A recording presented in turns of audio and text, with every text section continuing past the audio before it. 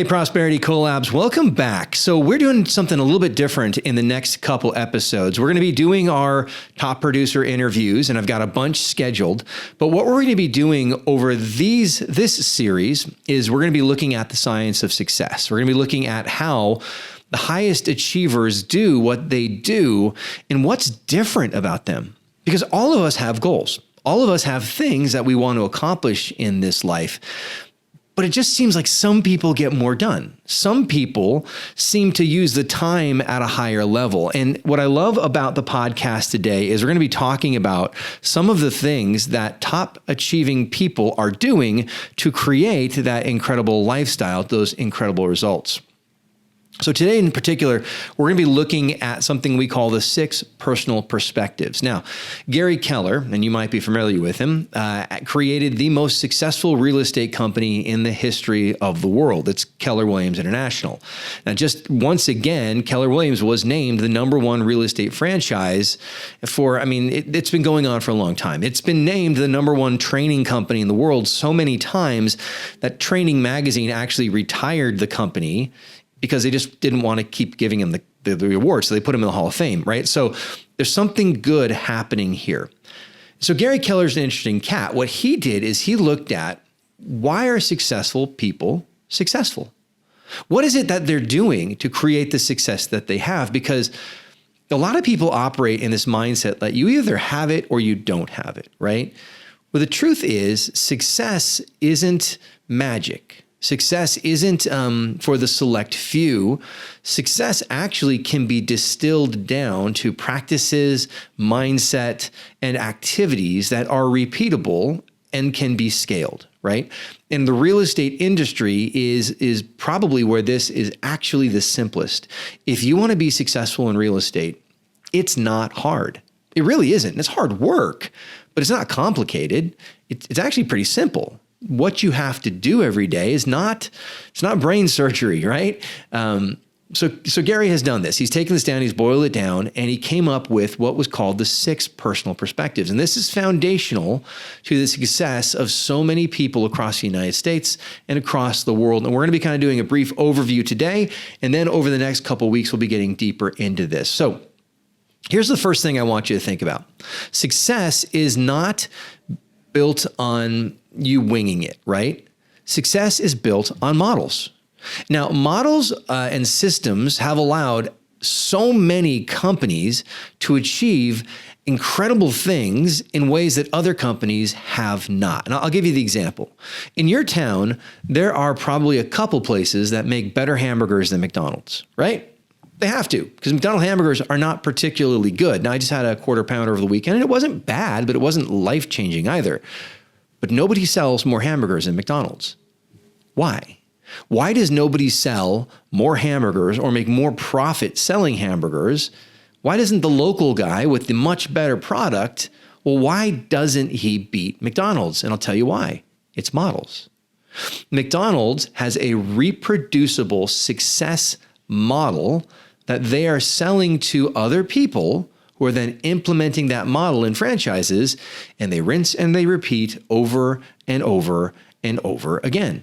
Your town probably has an incredible donut shop, right? You would go there, that is the donut shop you will visit, but guess what? Dunkin Donuts sells more donuts. Why? Models, right? Because they can reproduce their product over time consistently at any location they want to around the world. Krispy Kreme doesn't make as good a donuts as your local donut shop, but they beat them every time because models, right? And I will guarantee you that the people who are selling real estate at the highest level are doing so, not because they have some kind of natural talent, it's because they implement models. Hey, in my consulting group, I work with Liz Jones here in Temecula. She is one of the top real estate agents in the Valley year after year after year after year, and it isn't an accident. I mean, I see Liz come in. She meets with her team every morning. That's a model.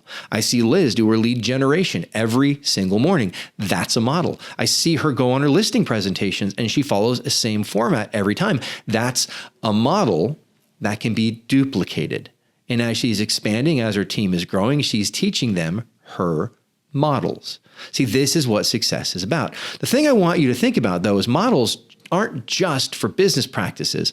Models are actually for your mindset as well. And so when you're looking at that model, the way you think, it's a model. Like what happens inside your brain is a model. And it's hard to think about, but it's true. As a child, you were given certain rewards. You were given certain discipline, right? You learned things about life and you created a set of rules by which you operated. Now, I've got young children. I have a 7-year-old right now, and it's kind of fascinating to watch him observe the world and make rules. Right? And sometimes they're just nutty, right? He'll just come out and go, well, this, and this, and that's why. And you're like, no, that is not at all how the world works, buddy. But for him, he thinks he's seen a large enough sample set that he can make a rule about the way life works. Now, you probably in your 30s, your early 20s, your late 40s, you've seen a lot of life. And whether or not you consciously did so or not, you created rules, systems, and models for your life. So when you get in an argument with your spouse, let's say, you probably have a fairly repeatable practice that takes place next. That if I watched it and I watched an argument in your household multiple times, I could distill it down and say, this happens, and then this happens, and then this happens, and then this happens, and this happens. And it's a model. It's repeatable, and it gets repeated, right? You probably have a model for when you go to the grocery store. You buy the same things pretty much every single time. You probably even hit the store in the same order. Guys, that's a model, right? You probably have a model for when you go shop for a car, although you don't do it that often. I mean, everything you do, there's a model. Do you brush your teeth? That's a model, right? Somebody created a model that you have adopted for your personal health care.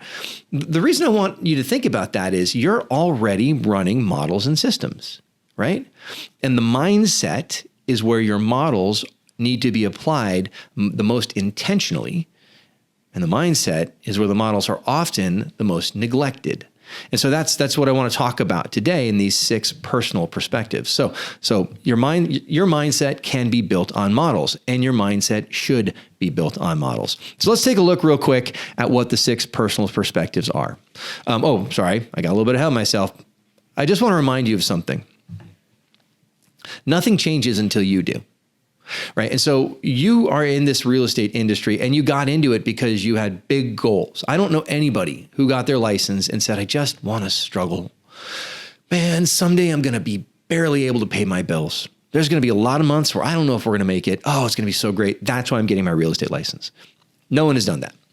You got your real estate license because you wanted to have freedom. Most people do. Right? You wanted to be able to set your own hours. Great. You wanted to have flexibility in your schedule. Awesome. And you wanted an incredible income stream, right? Problem is, just getting your real estate license doesn't do any of those things because nothing changes until you do. And so you got your real estate license and you started in the business and you maybe had great success. You started buying online leads and you created incredible success, but you didn't get the life you wanted, right? And you didn't get the predictability you wanted. And you didn't get the massive revenue that you wanted because you're paying so much out for that lead generation. And all of the benefits that you wanted when you became a real estate agent, you didn't get because you just hustled really hard, but it wasn't intentional. Or conversely, you got your real estate license and you've struggled because it just seems like you can't get it together. And again, nothing changes until you do. So why is it important that we're talking about these 6 personal perspectives? Why is it important that we're talking about models? Because the reality of your success is until you adopt new ways of thinking, you won't adopt new practices. And until you adopt new practices, you won't get new results. And if you don't get new results, then why did you get into real estate, right? Okay, so the 6 personal perspectives. Let's go ahead and just take a look at what those are. Boom. Yep, I am not where I need to be. Boom. There we go. All right, so here they are. Commit to self-mastery. Commit to the 80-20 principle. Move from E to P. Make being learning-based the foundation of your action plan. Remove your limiting beliefs and be accountable. Okay, so these 6 personal perspectives, some of these might sound familiar to you. What we've done is we've distilled some things that you're going to hear in a lot of self-help books. But what we've done is we've looked at what do the most successful people in the world do? How is that different than what most people do? And how can we distill that down in such a way that it's going to give you the insight that you need? So real quick overview. We're going to go into depth on these over the next couple of weeks, but commit to self-mastery. What does that mean? Basically, you've been doing this your whole life, 2 degrees. Do you get up in the morning when the alarm goes off? If you do, then you have begun the road to self-mastery, because that's not natural. What you're doing is you're saying, I can make myself do things I don't want to do when I need to do them. I'm master of myself. Do you get up when the alarm goes off? Have you ever learned a skill that was hard, right? You learned to swim, even though you didn't want to, even though you thought you were going to drown, even though you had to be forced to get in the pool or blow bubbles when you were a little kid. You did it. You learned how to swim. You mastered your fear and you pushed through to master the skill. Commit to self-mastery. Now, this is important because most of us in our lives, we get to a certain point where we're comfortable, and failure sucks. It doesn't feel good to be bad at something, particularly if you haven't been bad at anything in a long time. And so if you get to adulthood and you're relatively confident in who you are and what you do, and then you move into real estate, or you want to next level your real estate business and you've been successful at that point, and now you've got to learn a new way of doing things, guess what happens? Immediately, you feel bad at it. Because you are bad at it, because you can't be good at anything until you're willing to be bad at it. And most people cannot master themselves enough to get through that. So they try to hire someone, they fail because it's a new set of skills. And then they say, oh, well, it's just not worth it. I don't want to grow. Yes, you do. You want the leverage, you need the leverage, but you can't get through the self-mastery part. And so the top people commit to self-mastery. Then there's something we call the 80-20 principle. Now this, at one point, you may have heard of this. A lot of people have. It's in all the books now. It wasn't at one point, but the 80-20 principle is simply this. 20% of the activities result in 80% of the results. And again, as a real estate person, or anybody really, if you're looking to be successful, then the 80-20 principle is huge, because there's so many things to do, but so few that actually make a difference. So I use this example all the time, but if you're a real estate agent and all you did was lead generate, do you have a business? Yes. If all you did was lead generate and you developed leads and that's the only thing you did, you have a business. If you didn't, Zillow wouldn't exist, because all Zillow does is lead generate, and then they sell those businesses. You as a real estate agent, what's your top 20%? Well, it's the stuff that's going to generate revenue, right? And generating revenue is typically going to be leads, lead follow-up, and appointments. That's your 20%. Can you commit to the 20%? We're going to get more in detail on this. But the truth of the matter is our culture is designed to get you to focus on the 80%. Email, text messages, social media, right? These are good things, but are they your number one revenue producing things? Maybe. For most of us, no, because we're not. Now, can it be? Can social media be your number one revenue producing thing? Yes, but you got to be incredibly intentional about it. Look at Ken Posick out in Orlando, incredibly intentional about it. If you're just posting stuff about your dog, your lunch, and your family, guess what? It's not your number one thing. Go pick up the phone, call some of your friends and family, relations, past clients, sphere of influence, and be relational, 80-20 principle stuff. Right, so we'll get more into detail on that. Focusing on what matters makes the biggest difference. The next thing we're going to talk about in this series is moving from E to P. This is where I get back to the Chick-fil-A thing. There's probably a place in your town that has better fried chicken than Chick-fil-A. But the same guy who makes the chicken is the guy who washes the dishes at night, is the guy who does the books, is the guy who does everything. He and his wife or his children, his family, they're great. You love them, but they do everything. And the reality is they're never going to grow until they get past that.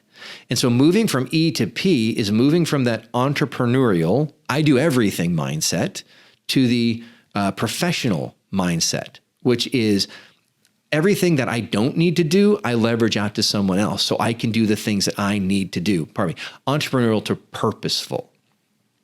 So for the guy who owns the best fried chicken spot that you've ever been to in your town, if he could leverage out some of the things like doing the accounting or going through the receipts at the end of the night, if he could leverage those out to really do what he does best, which might be just making the fried chicken, he could grow. Or if he could distill down what he does about making the fried chicken, he could systemize it. He could teach it to other people so that he could be out front with the customers or opening up a new location, then he's going to grow. But if he stays in that I'm the chief cook, bottle washer, everybody else, and doesn't get purposeful about what are the things only he or she can do, then he's never going to grow. And most real estate agents will never get past this. We say we want leverage, but we don't take the time to implement models so that we can leverage those models, so that we can give people part of the pie so that we can get more pie, right? So moving from E to P is huge. We're going to talk more about that as well. And then, of course, make being learning-based the foundation of your action plan. What we have just found over and over and over again, and this is true when I interview top producers here in Temecula or in Riverside, that the people who do the best are committed to learning. I find this over and over and over again. These are the people who've got libraries. They have libraries, right? They've read books. They have Audible accounts. They're constantly listening to new things. Tyler Hungerford is one of the agents I've worked with in my consulting group for the last 3 years. He's grown every year, year over year. And I love it because when we consult, if I share with him a book that I feel like has had impact in my life, he will come back in probably a week or 2 weeks and say, I listened to that and here's what I took away from it. Because he knows he doesn't know everything yet. The top people are always looking for ways to get better. And it's not just focusing on real estate. That's great. But they're also reading books about hospitality. They're also reading books about investing. They're also reading books about wealth building. They're also reading books just to read books, right? But they are learning. They're the ones who are going to look at a class and they're going to see the price and they're going to go, wow, I'm investing in that, because learning-based is the foundation of their plan. I have found that the top producing agents I talk to have multiple coaches. Yes, they coach with me. Yes, they might have a coach that's specifically for another area of the business, or they might have an executive coach who's helping them learn how to run the office and administration of their business, right? The top producing people have more coaches because they are committed to being learning-based. So again, we'll get into that, how you can implement that, but it's important in our 6 personal perspectives. And then removing your limiting beliefs, man, huge. Because if you're going to be models based, if you're going to have the mindset that's going to enable you to do all of these things, if you're going to have the lifestyle that you always desired, that motivated you to get your real estate license in the first place, you got to remove your limiting beliefs. And I'll make that really easy. You got to stop telling yourself all the stories about why you can't have what you want. Well, that's not going to work here. I'm not the type of person who's going to do that. Or I tried it and it didn't work for me, or whatever the is. Stop it. Stop telling yourself stories that disempower you and start adopting the stories that have led other people to be so successful. And so, I'm not the kind of person who makes calls yet, but I am the kind of person who loves my friends. So go call friends. Well, I don't want to bother people. Are you? Then stop bothering them. Start connecting with them, right? We have a drought of connection in our society. We have social media, which makes us feel like we're connected, but it's junk food. It's sort of like you can have a steak or you can have like a ring pop. Social media isn't ring pop, people. Steak is nutrition. Conversation, one-on-one, so I can hear your voice. That's a steak in connection. Go feed people. Connect with them, right? Remove your limiting beliefs. And then I'm going to get into the last one here. Be accountable. And this is the one that I think is the most powerful. In fact, the data supports it, right? You're 70% more likely to achieve a goal if you write it down and you give someone permission to hold you accountable. I've seen data in the 90s that if you have daily accountability with somebody, that you have a 90-something% chance of achieving that goal, as opposed to if you just want to get there, right? Being accountable. Being accountable means, again, being in a relationship with people such that they can say hard things to you and you can take it and say, okay, I can see that. I can see that. right? Here's the thing. If you want to be successful at the very highest level, you might have turned this off, in the beginning when I said Keller Williams. I hope not. Because if you want to be successful at the very highest level, you're not going to care about where the information comes from. You're just going to seek out where people are succeeding. You're going to look at what they're doing, and you're going to start applying that to your life. And the application we're going to start with first over this next couple of weeks isn't go do X, Y, or Z. It's let's go and do the work up here so that when we get into the models for the business, you can apply them because you've been shaping the models that you're running internally. You're reassessing your operating system and you're making changes to make it more possible for you to do the work you need to do. So hey, I'm excited about the next couple of weeks. I can't wait to be bringing this to you. Hey, reach out if you want to. Prosperity Collabs. You can connect with me at chris@prosperitycollabs.com. And looking forward to the next couple of weeks as we go through the 6 personal perspectives. I'll catch you next time.